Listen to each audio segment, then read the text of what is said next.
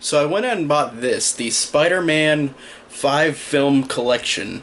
And there's a funny thing about this in that we get a Spider-Man 3 editor's cut, which I had never heard of until now, and I was really curious on what the difference was, why we get an editor's cut now, over 10 years after Spider-Man 3 came out in 2007, so 10 years ago, we get an editor's cut now. Because Spider-Man 3 has always been one of those superhero movies that has got so much hate. And because we got an editor's cut, I was wondering if this would be any different than what we got before. And truthfully, it wasn't that much different at all. Really, they only add in a score, like a different score that was the original score, I guess, and a couple of extra scenes and a couple of lines and scenes dubbed out. But overall, it didn't really affect the story at all. It didn't really affect anything that honestly I thought, with the fan hatred of this movie and how this has gotten so much hatred, and for me, sometimes it probably is rightfully so on a lot of things, but it's funny how we get this editor cut, which is virtually not much different at all than the theatrical cut that came out 10 years ago. Because like I said, the only thing different is we get two new scenes, I believe. One that's with Flint Marko and his daughter, and how after the scene where him and Black Spider-Man fight in the sewer, then whenever they come and he gets out of, Flint Marko gets out of the water after getting sucked in, he comes out and he has a locket and says Penny, like in the movie. And then it cuts to a scene where Penny and her mom are at a park, and then it shows a giant sandcastle that Penny encounters, his daughter, and it's him, it's a Sandman as a sandcastle, and it didn't add much except for maybe it might have just motivated the character a little more in terms of how he needed a little more motivation that we didn't see in the movie, besides the fact that his daughter is dying.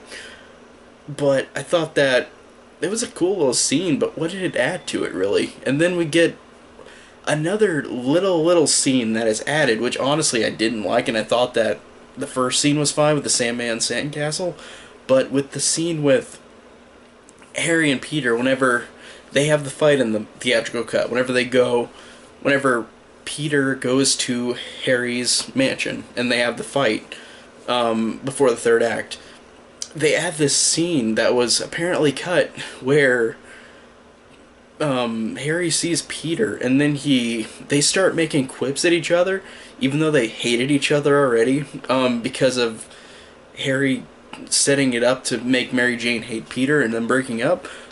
But they have this weird quip that doesn't seem like it makes sense, just how they already hated each other, but they're having fun friend quips before this fight, which honestly I thought didn't make any sense. I'm glad that they cut it in the theatrical cut, but I don't get why they put it back in this one. And it's only a couple seconds long, but it's so stupid that they bring it in.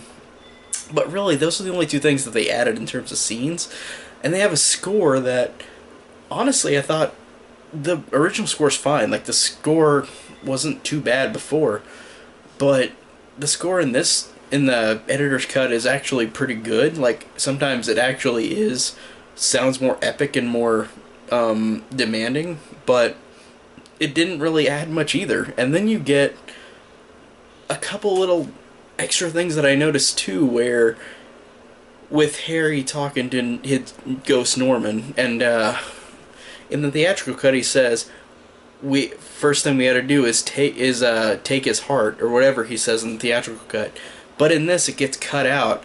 So you have like a couple seconds of Harry just looking at the camera in the mirror, just listening to nothing where that line would have been.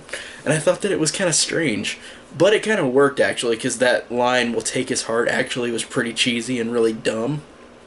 But it just makes it look like the actor, like James Franco, was just looking at nothing for 5 seconds. But I don't know, I guess that could also make it seem like he's just pissed and motivated to go to this situation in the movie. But I think that it was just a weird editing thing, but it also wasn't bad either.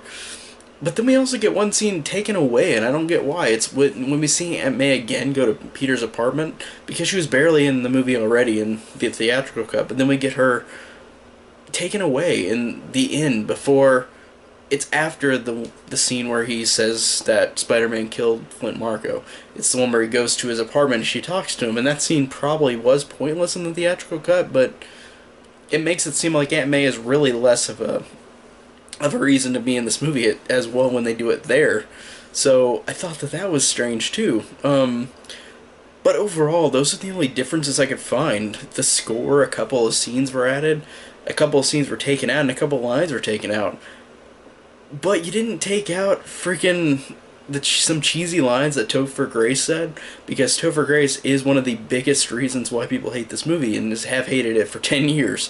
Which, honestly, I feel like people shouldn't hold a grudge on this, just let it go.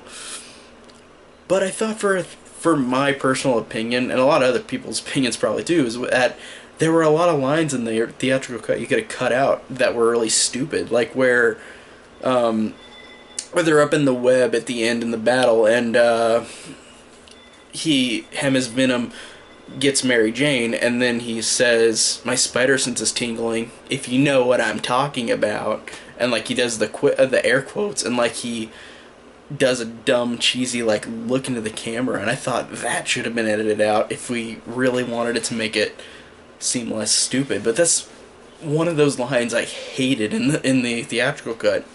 And the theatrical cut, honestly, I've already made a video of this already, but I think that Spider-Man 3, the first half, I think is really good and really fine, and I think the second act is where it really falls apart.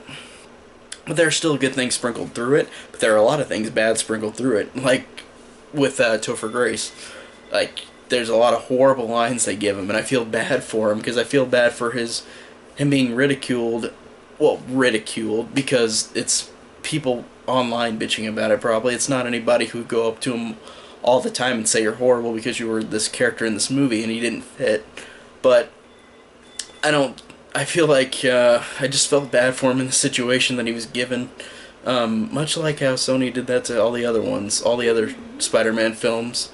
So it really just, I wish that they would have taken some lines out that he said that were really stupid. And they could have taken out the dance scene, or cut the dance scene a little more, where emo Peter Parker's dancing around. That and Eddie Brock are the things that make me most annoyed at the theatrical cut, and they didn't do anything different in this editor's cut, and I thought that was one of the strangest things they should have changed. They really should have. But overall, the Spider-Man 3 editor's cut was just really not that much of a difference, but it did add a couple, I guess that one scene with the Sandman as a sandcastle added a little more motivation to his character, but it didn't add much else to the movie. And the score was good that they changed the original score, but overall it's just pretty much more of the same. It didn't take away any things I didn't want, like with Topher Grace, some scenes of him saying cheesy lines or emo Peter Parker dancing, but overall it's just pretty much the same. So thanks guys so much for watching. Tell me what you think about this. Has anybody seen this editor's cut? Thanks for watching. I'll talk to you next time.